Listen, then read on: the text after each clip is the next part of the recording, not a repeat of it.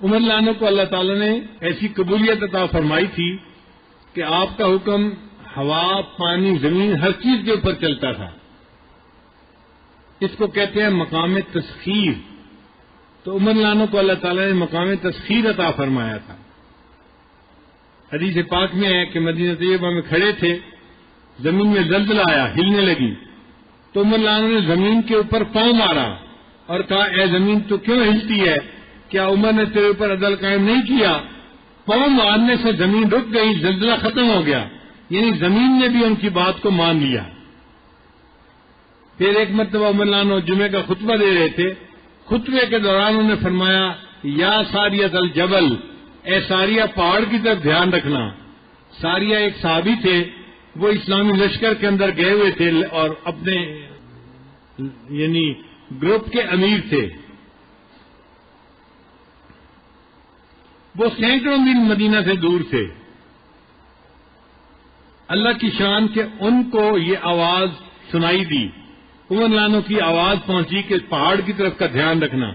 وہ جس لشکر سے دشمن سے لڑنا چاہتے تھے، اصل میں وہ پہاڑ کے پیچھے سے ان کے اوپر حملہ کرنا چاہتا تھا، ان کو نقصان پہنچانا چاہتا تھا۔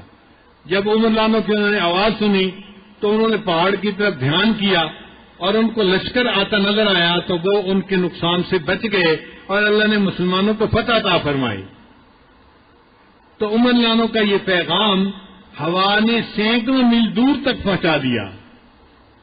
ہوا بھی ان کا حکم مانتی تھی، زمین بھی حکم مانتی تھی، پانی بھی حکم مانتے تھے۔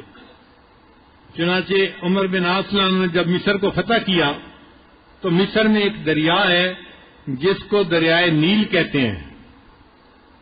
دریائے نیل میں ہر سال پانی خشک ہو جاتا تھا، ایک ایسا وقت آتا تھا اور دوبارہ چلنے کے لیے مقامی لوگ ایک نوجوان لڑکی کو پانی کے اندر ڈالتے تھے اور نظر پوری کرتے تھے اور پھر دوبارہ پانی چلتا تھا۔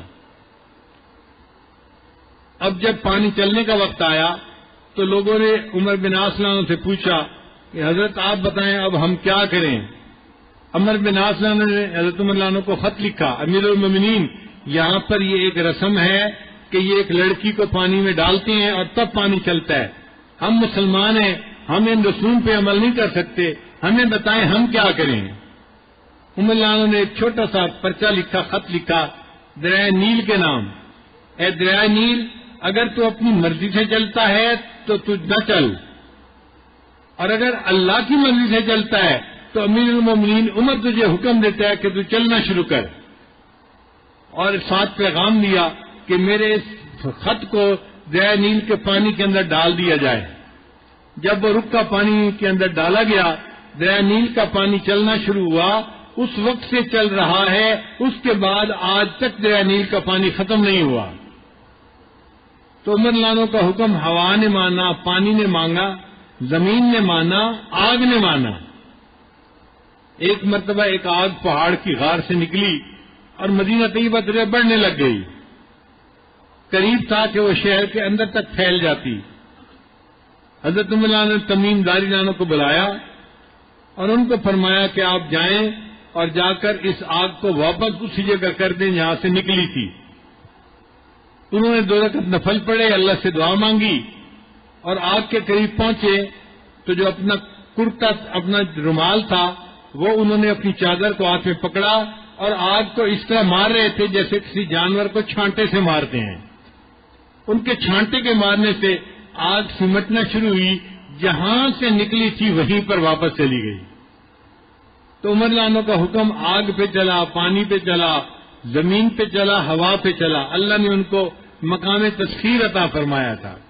ویڈیو کے نیچے سبسکرائب کے بٹن پہ کلک کریں، بیل کے آئیکن پہ کلک کیجئے تاکہ ہر نئی ویڈیو کی نوٹیفیکیشن آپ کو مل جائے۔